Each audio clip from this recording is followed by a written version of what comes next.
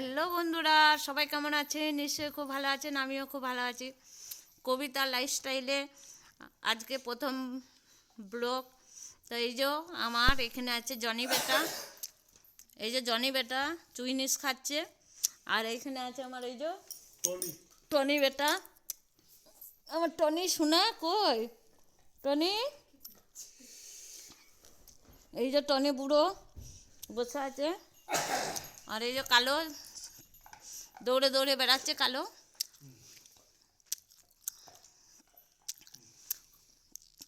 তো হ্যালো বন্ধুরা, আজকে এই প্রথম ব্লগ আমি আরম্ভ করলাম।